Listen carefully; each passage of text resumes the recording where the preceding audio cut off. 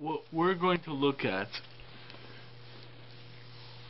is hopefully some perspectives on Torah that aren't generally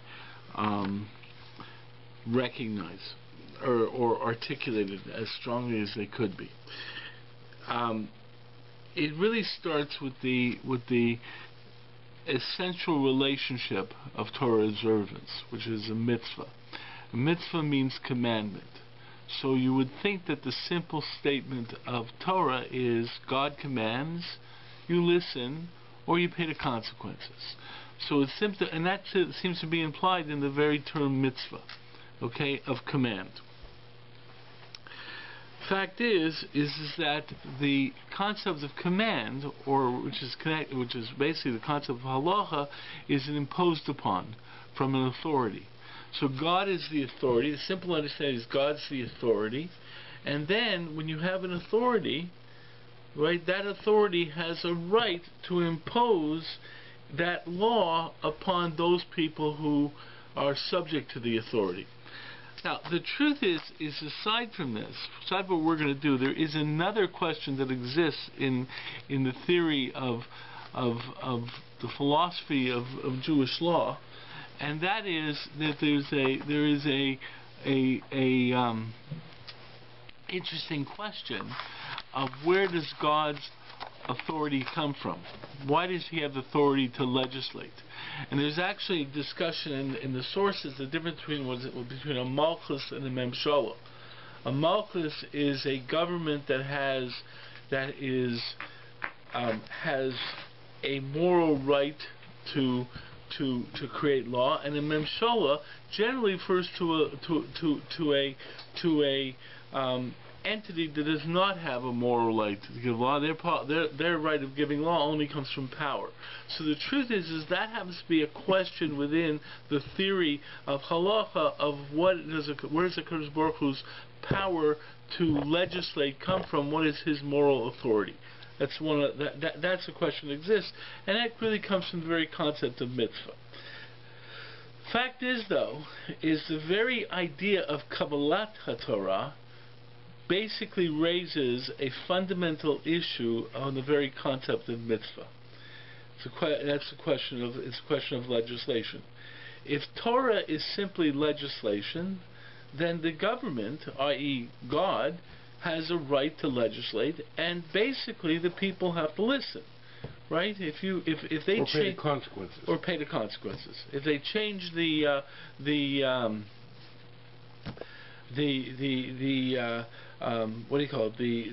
speed limit in Toronto, right? There's talk about changing it in certain areas from 40 kilometers to 30 kilometers. No one's asking you whether you're going to agree to it or not. There's no Kabbalah. This is the law. You don't follow it, you get a ticket. That's the way it works. So the point is that when you think in terms of Kabbalat HaTorah, it immediately raises an issue in terms of Torah as legislation. Okay, so that's really what we're going to be looking at, is what exactly is this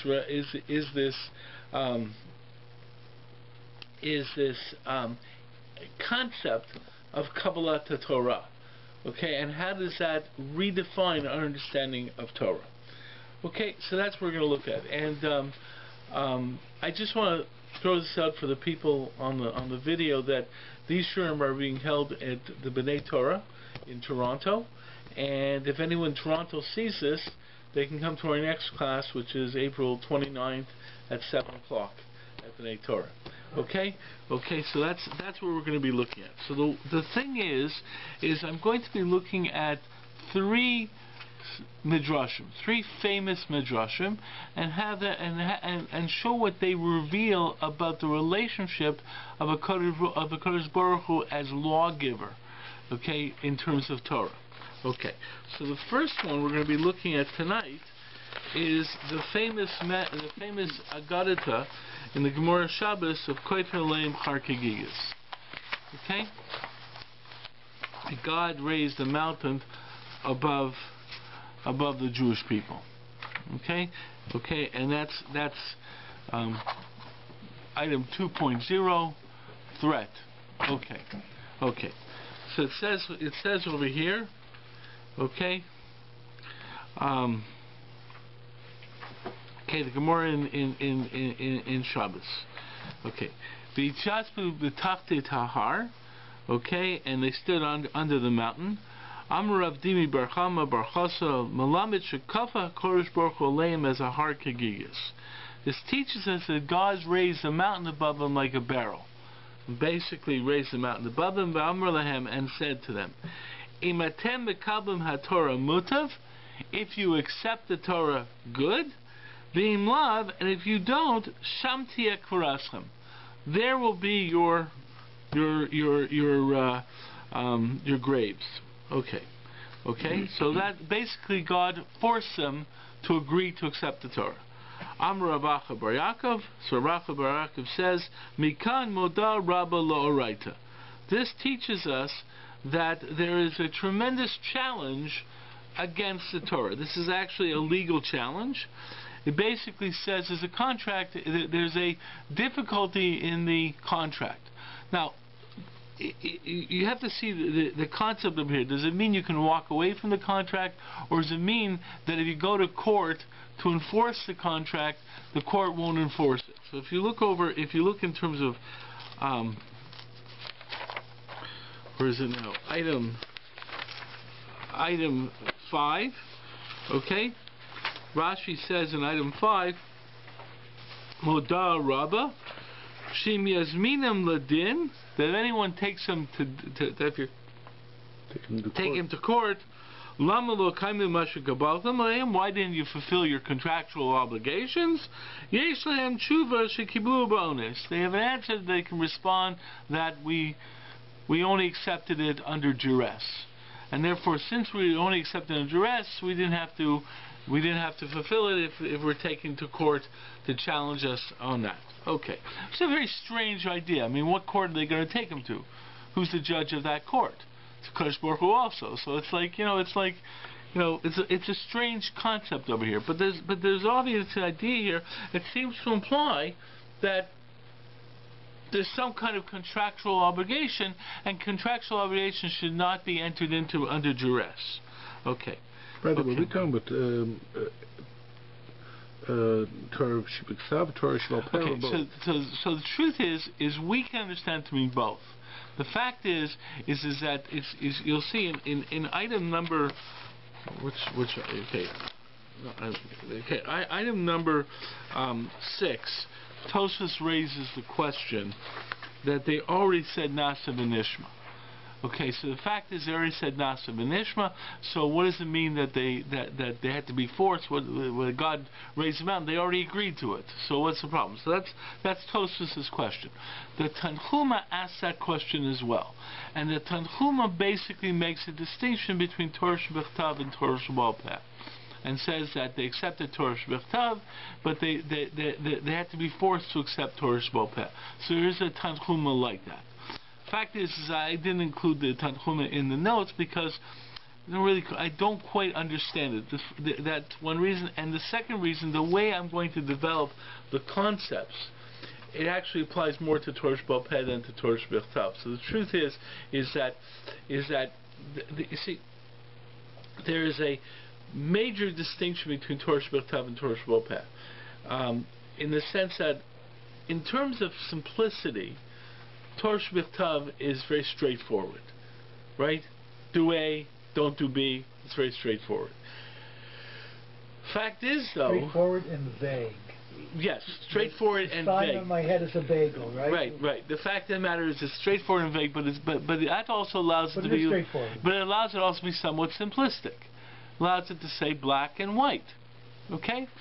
The fact is that Torah Shebal Peh, I shouldn't say vague, undefined. Right. Okay. I don't want to knock a Kodesh Baruch Hu being right. Okay. But the fact is Torah Shebal Peh, though, demands human involvement. Okay. The fact is that you can't understand. It's not Torah Shebal Peh basically says if you're not thinking, you won't get it. I'll give you a classic example of this. by Avram Avinu, by the Akedah, his first, the first thing he did when the whole event was over, is he asked the Kadosh Baruch Hu. He says, I don't get it. I had a problem the whole time. You said that from Yitzchak will come my zera, my progeny, and yet you told me to kill him. So it's a stir minei beh. I didn't understand it. Okay? So Kadosh Baruch Hu answered, he said, I never said for you to kill him, I just said, hey, leo sham la'olah. I said, just put him on the Mizbeach. Which, just set him up on the Mizbeach. But usually that means to kill him. But that was the Kadosh Baruch Hu's answer. Now the truth is most people don't know this, but there's Midrashim that actually point to Sarah Imenu being very, very angry with Avram in terms of the Akedah. Okay, it's very interesting because Sarah basically said, I don't get it. By those guys at Stom, by the Rishayim of Stom, Yashefet Lo Eretz, Yashem Mishpat, and so forth and so forth, right? Over here, you keep quiet. By Yitzchak, he's a tzaddik, you keep quiet. Okay, so that's a famous issue in terms of Avram and the Akedah. The point is, and I'm not sure who it was. I for some reason I'm thinking the Beis Halevi, but the fact is, I think said like this on it. Said that from what happened with Avram Avinu, we learn that you can never take a Kadosh Baruch Hu at face value. That you have to always question the basis of the halachic system. Okay? In other words, Kadosh Baruch Hu basically answered and said, I never said that, I said this, which is really being ma'ayin in the pasuk and getting exactly what the exact lashon is. So the truth is that you talk about splitting hairs or things like that. Really is I think it's basically, he says we learned that from a Kadosh Baruch Hu's answer by the Akedah, that you can't just take God broadly like a fundamentalist. I'm not questioning. The truth is the way Kadosh Baruch Hu gives us mitzvahs demands of us to question. You can't get what Kadosh Baruch Hu is really telling you unless you're actively involved in thinking. Okay? Now that really is Torah Sheba'al Peh. So the truth is the distinction between Torah Shebechtav and Torah Sheba'al Peh, and the fact is that the Tanchuma does say that they felt it was easier to have Torah Shebechtav than Torah Sheba'al Peh. I don't really quite understand that, because Torah Sheba'al Peh is really what allows us to really understand what a Kadosh Baruch Hu is about and so forth, what's really happening, and the idea of only accepting Torah Shebechtav, and they were willing to do that, but they had problems accepting Torah Sheba'al Peh. I never quite understood whether it's easier to accept Torah Shebechtav, and that's why you can do Nasa Nishma. Because it's fundamental. There's only 600 rules. No problem. I can do that. It's fundamental. Okay, so that's one way of entering it. But the truth is that Tanchuma does make that distinction. Tosfos doesn't give that distinction. We'll look at it in a sec. Okay. The fact of the matter is that's a question.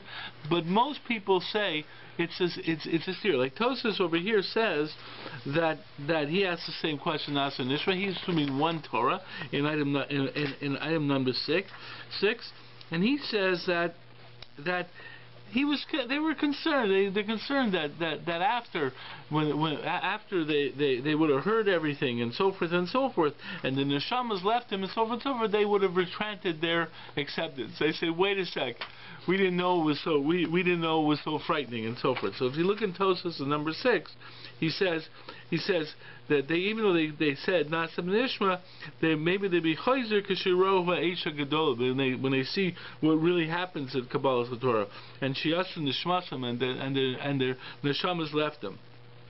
Okay, so the point is that seems the way Tosfos. So Tosfos understands it as all Torah. Okay. The fact is, though, is that really the fundamental question here is really that it seems to be somewhat contradictory.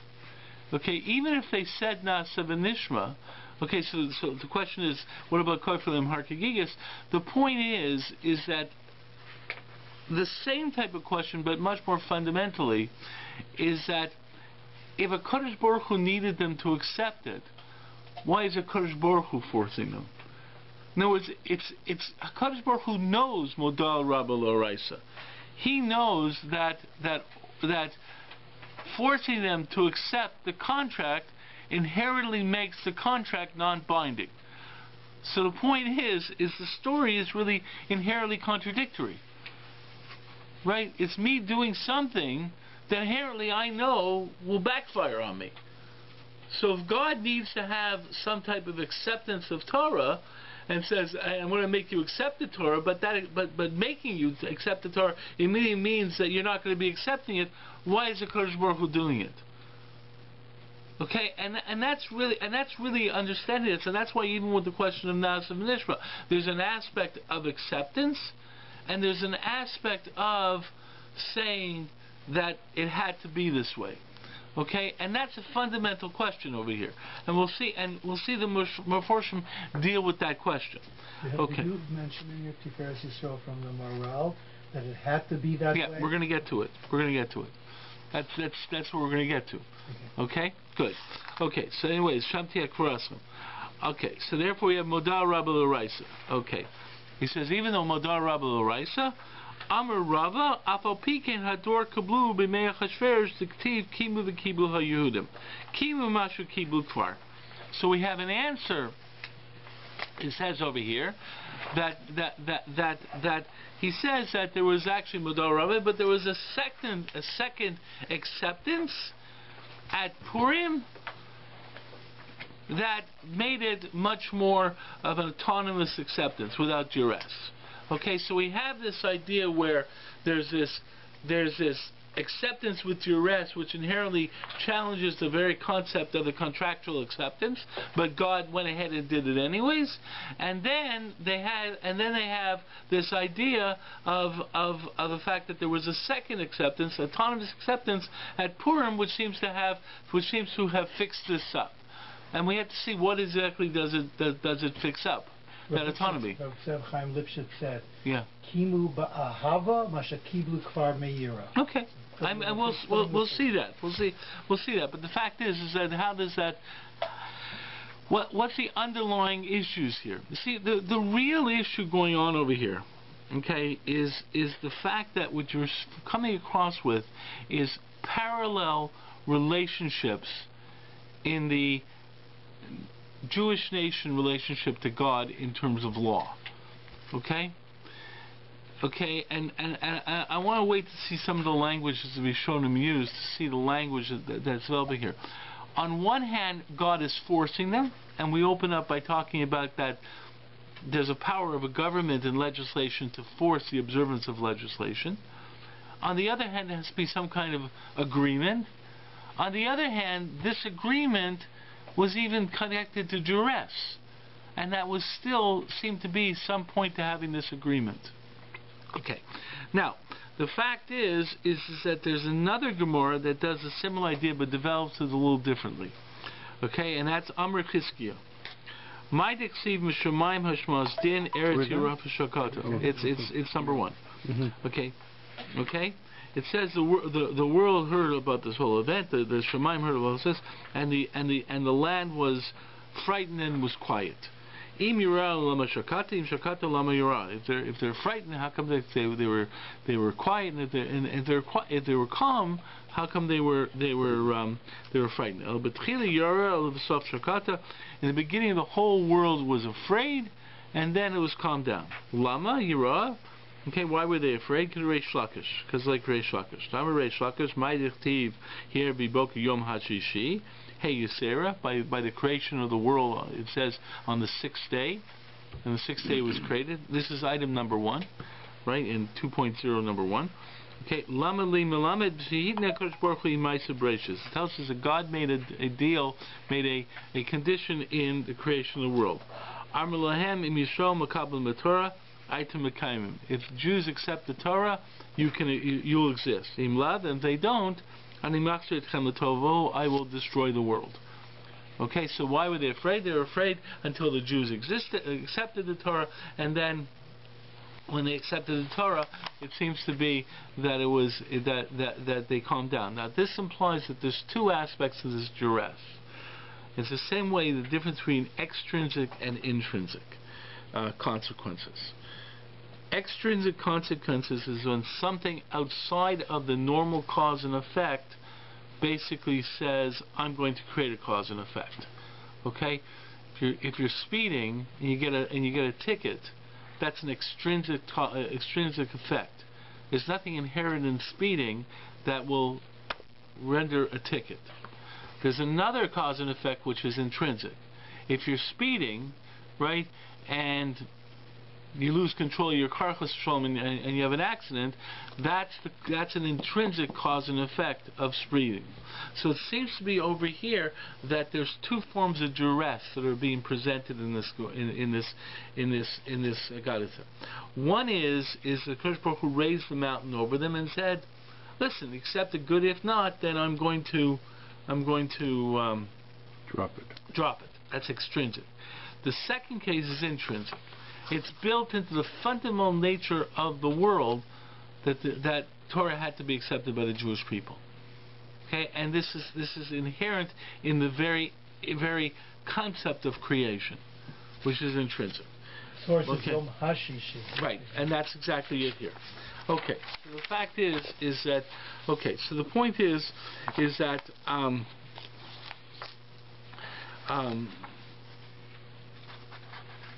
the Meforshim development, the Chofetz Chaim says something interesting, and people pointed out is that Shamtiat Kfuraschem, the Chofetz Chaim points out, there will be your death, that without Torah the Jewish people can't exist. In other words, you need Torah for the Jewish people to exist. And there's other people that develop that kind of concept that's inherent to Jewish identity. They need Torah for Jewish identity. Okay, so now the point is you seem to have these parallel concepts in what happened at Har Sinai. Okay. Anyway, there's a Chofetz Chaim go further saying, he says that if you don't have Torah, you're going to have the Jewish people. Does he go further and say if you don't have the Jewish people, you don't have the world? And that's the second Chizkiah. That's what the Gemara then says. You don't have the Jewish people, then the world can't exist. Okay. Now, let's go to item number 7, because the Ramban basically asks what is the basic question of the Rishonim on this Gemara. Okay, item number 7. Okay, but the Ramban's language is significant. Okay, v'hadam rinim be'inyan agada hamodah rabba lo raisa. He says, I have a problem with this. The problem is that you tell me that you have a real challenge on God being able to deal with the consequences of non-observance of non-Jewish people because they have a way out of this contractual agreement, and then they were accepted him during the main of Achashverosh. He says, what does this acceptance by Klal Yisrael at the time of Achashverosh do? In Kodem Achashverosh lo hayim mitzavim l'mananshu. If they had no obligation to observe Torah before Purim, before Achashverosh, how were they punished? And the Jewish people were punished, right? They were punished by the Galus, by Churban Bayis Rishon. So how did they get? How were they able to be punished? And if you say it's because they did not follow the orders of their king, the legislation of God as king, in Cain, Batal Modazu. Okay, what's the challenge on this argument of duress? What argument is there? You mentioned Bayis Rishon. Hilirah Shvichas Damim Avodah Zarah was for Sheva Mitzvahs B'nei Noach also. Okay, so the fact is that the point is they weren't punished. The fact is other Meforshim asked the question. They weren't punished by like the Sheva Avimim. Okay, the point is that first of all, you don't know what they were really punished for, whether they were punished under Sheva Mitzvah B'nei Noach or they were punished under if you want to say Sheva Mitzvah B'nei Noach, then why just the Jewish people punished? Why not punish everyone else? Okay, the same way. Why not punish every nation? The land will vomit you out, it says. So you're jumping ahead. See, what's significant over here is to understand each one of these concepts in their place. See, the fact is what's presented here is that what you're seeing are parallel relationships that we have with the Kadosh Baruch Hu through Torah. And the parallel relationships coexist at the same time. And the first thing you have to recognize is their distinct coexistence, and then you have to figure out how they are able to merge in the coexistence. When the Ramban says that they could have punished him because of Zeres HaMelech, right? God ordered, they had to listen. Okay? The fact is that's a good answer. They were punished for disobeying the legislation of the king. Okay? However, that has nothing to do with the concept of Kabbalah. Within the concept of Kabbalah, you can't punish if the Kabbalah was under duress. And what we're seeing over here is what they're doing by asking these questions is obviously the Jews were punished, right, with Korban Bayis Rishon. Okay? And if you look in terms of the Gemaras and so forth, they talk about a whole bunch of other things. There's Shemitah and stuff like that. They were kicked out of the land for other reasons. Okay?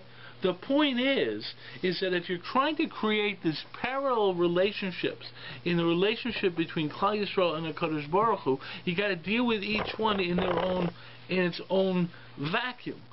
So if you want to say God punished the Jewish people under the concept of Gzeres HaMelech, okay, which the Ramban is saying, hey, you want to say Gzeres HaMelech? Okay, fine. But then, what does Modal Rabbi L'Oraisa mean? Why do you need a Kabbalah? What was this concept of Kabbalah? And if you want to say, no, there has to be a Kabbalat HaTorah, a contractual relationship, then how do you explain punishment of Korban Bayis Rishon with that? And if you're answering it because there was a second Kabbalah by Achashverosh, that still doesn't answer Korban Bayis Rishon. Now, the truth is the Ramban's going to develop a simple answer here. He's going to say, and basically he asks the next question, Vod lama hitzricha leKabbalah b'bris? And he asks the simple question, then why do we have to talk about Kabbalah and bris? Contractual relationship. It's legislation. So the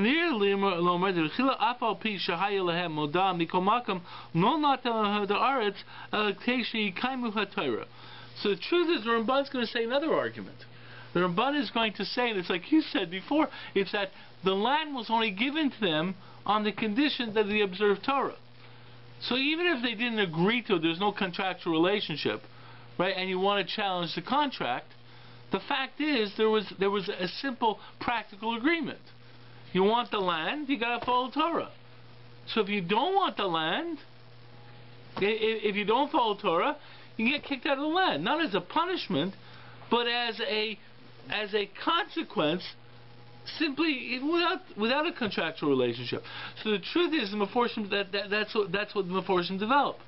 That if you look in terms of Galus, they were exiled from Eretz Yisrael because they didn't keep Torah. Even though they had a challenge, they weren't obligated to keep Torah, contractual even, but they couldn't keep the land because that was the deal with the land, that they had to follow Torah. Very, very nice. But the fact is, there's still other problems with that. Okay, so Meforshim try to answer that this was the issue, why it happened. They were kicked out of the land and so forth. And there's other Meforshim who point out that's why a Modal Rabbi L'Oraisa is really right there. It really was a challenge when they were Chutz La'aretz. Okay, they had Modal Rabbi L'Oraisa and so forth. And the fact is that's why they had Kimu V'Kibu in Achashverosh. And Meforshim point this out. Other Meforshim here, the Ran and so forth. There's only one little problem I've always had with that. Is before the story of Purim, what was the situation of the Jewish people that led to Purim? They were being punished, right, with the Gzeres Haman, which already was outside of Eretz Yisrael. So the fact that you want to say that they were punished with the potential of Gzeres Haman. Right, but the fact is that they still were frightened and did tshuva. So why did they sit there and say, hey, what do we have to do this stuff for? What do we have to be Jewish for, right? Hey, why is Haman after us? Hey, there's Modal Rabbi L'Oraisa. The fact is even in Chutz La'aretz there was still an expectation that they still had to follow Torah. The sin was connected up to Eretz Yisrael. They ate from the clay hamikdash. But they were already. But it doesn't matter if they were already outside of Eretz Yisrael. Even though they were the argument is that they could only stay in Eretz Yisrael if they followed Torah. Once they were out of there, what was their obligation of following Torah? Okay, so what we're seeing here, though, is different relationships. Okay, one relationship is practical, even without a contract. You want Eretz Yisrael, you got to keep Torah. You don't keep Torah, you lose Eretz Yisrael. Nothing that's contractual, and that's why a lot of Rishonim explain why Galus was an appropriate punishment if they didn't keep Torah beforehand. Then there's a contractual relationship. Right? There's actually a contractual relationship that we have with God that God Himself challenged by making the contractual obligation inherently non-valid because it was done under duress. What was the contractual obligation? The contractual obligation was that we observe Torah and we get the land, but it was a contractual obligation. Now, hang on, you separate the land, but okay. So let's look at Pnei Yeshua, item number 11. Pnei Yeshua actually says something completely different. Okay, what does he say? He says, what is the contractual relationships? He says something very fascinating. Okay? He says, and if, okay? Okay, so he says all these other conditions. He says there was built into creation that there had to be a land and so forth and so forth. So he basically deals with the idea of Zeres HaMelech. There's an idea of Eretz Yisrael. There's an idea of connecting to existence. We see that from Chizkiah's statement that existence demands demands acceptance. But so that's all built into reality. Why does it have to be a Kabbalah? So if you look at Pnei Yeshua, it's 6 lines down. Okay. The first word is latohu. He says, Ella da'afilu hachi. Okay? Even though they had all these built-in conditions and Zeres HaMelech, Kevin shlo kiblu haTorah, okay? L'schar v'onish b'leiv shalom. If they didn't accept Torah, right? B'schar and onish, with reward and punishment, with a full heart, Ella miyira, but only because of duress. In Cain, akase habe moda, they would have a tremendous challenge against God, that the contract is void. Liftor mi onish shel gehenam olam haba. They'd have a tremendous exemption from the onish of Gehenna. Okay? Shecholim lomar lohein v'lo scharin. The contract is basically I accept schar v'honish in terms of Gehenna. That's what Pnei Yeshua seems to be learning. Okay? He says that if you want to destroy the world, you can destroy the world. Okay? And not only that, if they're facing Gehenna, they'd rather have the whole thing destroyed. Then they wouldn't get Gehenna. Mimashi kibu onish Gehenna, b'shar onshim akanshim, and other onish. So the way the Pnei Yeshua is now understanding it is that this contractual relationship is specifically to allow the acceptance of schar v'onish. The Jewish people had to accept Torah with schar v'onish. Okay, so he's basically saying, so what we are really developing is a variety of different parallel relationships between God and man in terms of our observance of Torah and the need to observe Torah, or the perception of what the purpose of Torah is. One is Zeres HaMelech. Okay, it's legislation of God. So then I mentioned that there's a whole question: what right does God have to legislate? That's a different question we're not going to be dealing with. That's the political right of God as king of the world to legislate, and for the people in this world to accept that legislation. That's a different question, but that's one argument. Okay, what we're being introduced over here is a different argument. We're looking at an argument in terms of some type of consequence. Okay, so one argument, the second argument of Chizkiyahu is it's necessary to existence. In other words, not even a concept of Kabbalah, just the idea that had to be that this is just the way the world is. You may not like the fact that if you put your finger on a hot stove it burns, but that's reality. So Torah observance is the reality of existence. Okay, so that's the second relationship. So third relationship that now talks in terms of Kabbalah, that God necessitated the people deciding to accept Torah, okay, and to accept this contractual relationship with the Kadosh Baruch Hu that says I'm going to that here's the deal.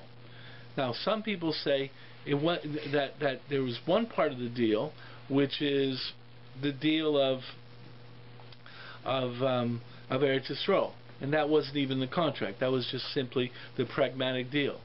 Okay, you live in the land, you gotta follow Torah. You don't follow Torah, you get out of the land. So that's one argument, and that's the way the Rishonim seem to explain why under the contractual idea, why there was a punishment before Purim.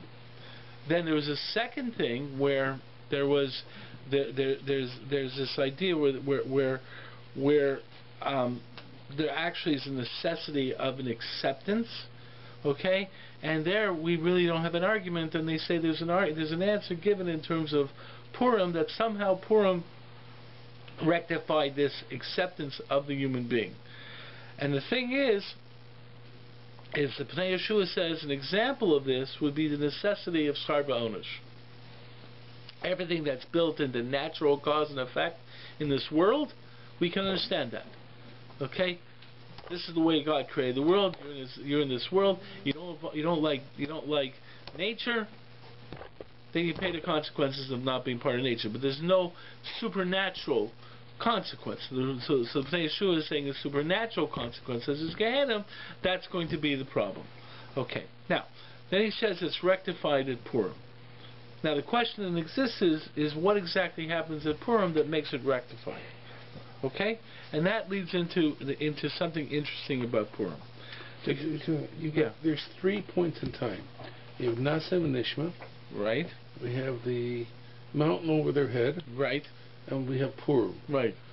So Purim seems to correct the point in time when the mountain was over their head. Right, and Nasa and Nishma seems to coexist at the time of the mountain over their head, and the question existing that there was already seems to be some type of acceptance that was acceptable or that was okay, the Nasa and Nishma. Nasa and Nishma becomes a statement that implies acceptance. The question is why does God still put them under duress? It seems that Nasa and Nishma is really, in many ways, similar to the Purim statement. But the Nasa and Nishma statement doesn't seem to have validity, or is that because there are no consequences? No, it's because okay. So the way that, let's say we'll take Tosafos understanding. Nasa and Nishma was a pure acceptance, a straightforward contractual acceptance. Okay, that was the Makabel and so forth and so forth. Then at the same time, within a certain limited amount of time, there was another acceptance which was done under duress.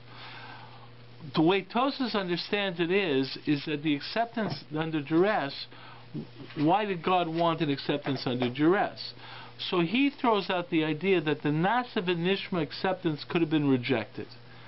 Because subsequent to the Nasa and Nishma acceptance, they went through an experience of tremendous fire and events and so forth, and that the people could have could have rejected their acceptance. Okay, that they could have said, no, we changed our mind. We're not bound to that acceptance, which basically they could argue because it's like our acceptance was under certain circumstances, but now subsequent to we see what's really going on here, we lost our neshama through what happened at Har Sinai and so forth. They could change their acceptance. They could revoke their acceptance. That's the way Tosfos seems to understand it. Since they could revoke their acceptance, God then came back and made them accept it. But the Nasa V'Nishma acceptance is basically a concept of that acceptance which is tied to Purim. It's really tied to Purim, that there had to be some pure acceptance. And the point is, what is that pure acceptance? So it seems to be that there's an aspect of Torah that is not just the aspect, according to, let's say, B'nai Yeshua, there's an aspect of Torah that's not just natural consequences. So when you say pure acceptance without consequences. No, a pure acceptance, like you sign a contract with full knowledge of the consequences and accepting that there will be consequences. But at no point did anybody define the consequences. So that might be what is. I mean, the fact is that okay. So the point is that might be what Tosfos is saying. That Nasa and Nishma, no one told them the consequences, and eventually they learned the consequences. See, the truth is, maybe the Nasa Nishma is no consequences. They didn't fully understand the consequences. At Purim, they were mesmerized. Here all these miracles happening around. Exactly. So the truth is that in Purim, it's very interesting because at Purim, people say that when did they accept Kibu V'Kibu? It was after the whole event. Me'avas Hanes. So the truth is already there. They knew the consequences. And they said, we still want to be involved in the system accepting the consequences. Okay? Now, the truth is Purim becomes significant in terms of what does Purim really bring to the issue. So the fact is that any contractual relationship demands that the people within the contract are both of the ability to enter into that relationship and to accept it. Okay, they have to fully understand the consequences and make that decision. The point is that in saying the idea of Kabbalah, there has to be an idea of a person being involved, not just being imposed upon, but accepting it. Okay? And that's really what's coming out here. Now the truth is, you can even understand in Koifel Harkagigis that there was an imposition from the fact that they were so grateful, or that they got the message that God's so powerful, and so forth and so forth. But the point is anytime you have an imposition, there's a possibility of challenging a contractual relationship. Contractual relation has to be out of free will. So the point is there's an idea here that Kabbalat HaTorah says not just the fact that God is imposing this law upon me, but somehow I want to be within the system of imposition of law. Okay? Because the fact is that it's still mitzvahs and it's still imposition of law. The point is how do you get to that system? Now there's something very interesting about Purim. Purim is also the beginning of the shift in the world, of Limud Torah. The fact is that before, if you look, let's say you look at Pirkei Avos. Pirkei Avos says Moshe Kibbutz Torah Mesilas from Torah Shul, then you feel the Skenim, the Levim Lachik Knesset Gdola. We're always talking about communal groups. Okay, the fact is in many ways, while they're great Yechidim and Tzaddikim and so forth, the Judaism and the Limud Torah of the world before the second bias was very much of a communal world. What happens at the shift of the beginning of what's referred to as the rabbinic world of the Jewish world, where Torah shifts from Nevi'im to Chachamim, is actually greater involvement of the individual. You start having individuality. Individuality starts meaning that people are thinking. Now the truth is, obviously, there are Chachamim and people thinking beforehand, but the fact is that there's much more of that interreaction of thought on an individual basis. Now, if you look at people talking about what happened with the development of the shift, you'll see that there's a good part to it and a difficult part to it. You see this also with the development of Machlokas. The fact is there was a good part or a negative part to it. But what you start have is individuality getting involved in saying, I'm thinking. I'm trying to understand. And the Purim, in many ways, is very much connected to an individual involvement in trying to understand. So the truth is that when you think in terms of legislation and Gzeras HaMelech, the concept of Gzeras HaMelech is actually very much a concept of community. Okay, a government has to think in terms of one law across the board for the community. When you start thinking in terms of individual thinking, then it starts becoming much more of a individual thought getting involved. So the truth is, when you think in terms of Kabbalah, eventually every individual has to understand why this is best. Right? So even though all the Jews basically said Kimu v'Kiblu, it had to be all the Jews as individuals coming together and saying, we wish to accept the Torah. We understand why it's a good thing to do and accept the Torah. But it becomes an individual decision. And that's really what we're beginning to understand over here, is that on one hand, there is the concept of Gzeras HaMelech. There is a Kadosh Baruch Hu is king. He can legislate. And there's consequences for not observing that legislation. It's also the fact that Torah has something built into creation that makes it natural. And the concepts of the fact that it's built into creation, that there has to be a Jewish people, and there has to be Jewish people observing Torah for the world to exist. And there's something natural about it. The point is that what's being presented here is there had to be an acceptance. Acceptance meaning individuals had to make a decision to accept Torah.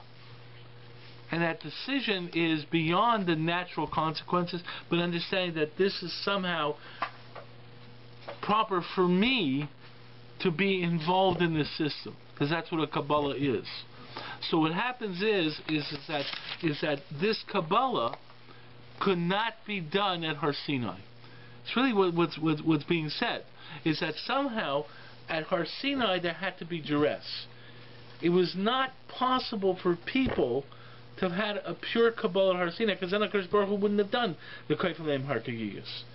There was, the fact that God raised a mountain over their head, the fact that these things happened in terms of duress with the neshamas leaving, and so the fact that they were totally enthralled after